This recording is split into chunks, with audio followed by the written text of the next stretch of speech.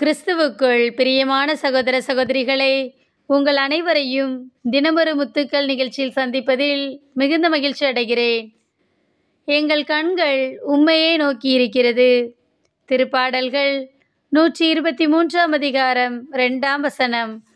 பணியாளனின் கண்கள் தன் தலைவனின் கைதனை நோக்கி இருப்பது போல, பணிப்பெண்ணின் கண்கள் தன் தலைவியின் கைதனை நோக்கி இருப்பது போல, எம் கடவுளாகிய ஆண்டவரே, நீர் எமக்கு இரங்கும் வரை என் கண்கள் உம்மை நோக்கி இருக்கும்.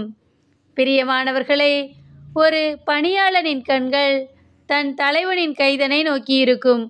ஒரு பணிப்பெண்ணின் கண்கள் தன் தலைவியின் கைதனை நோக்கி இருக்கும். அதே போன்று நம் கண்கள் கடவுள் நமக்கு இரக்கம் செய்யும் வரை அவரையே நோக்கி இருக்க வேண்டும். வேதத்தில் எஸ்தரை குறித்து நாம் அறிவோம்.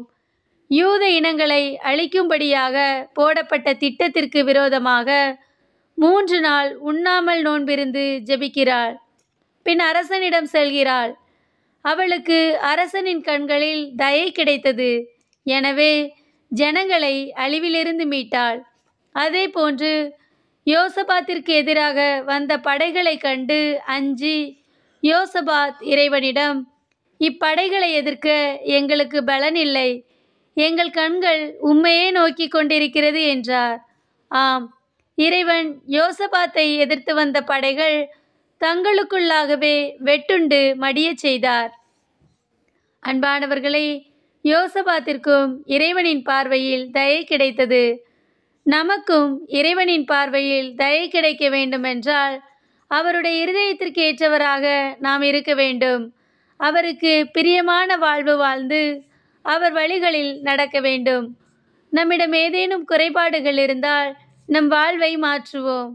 இறைவனை நோக்கி திரும்புவோம். அவர் கண்களில் நமக்கு இரக்கம் கிடைக்கும் வரை அவரை உறுதியாய் பற்றி கொள்வோம். அன்பு இறைவா, எங்களை எதிர்கொண்டு வரும் பிரச்சனைகளை சமாளிக்க எங்களுக்கு பலன் இல்லை. எங்கள் கண்கள் உம்மையே நோக்கி கொண்டிருக்கிறது. எங்களுக்கு உதவி செய்யும் என்று அவரை நோக்கி ஜெபிப்போம். ஆமென்.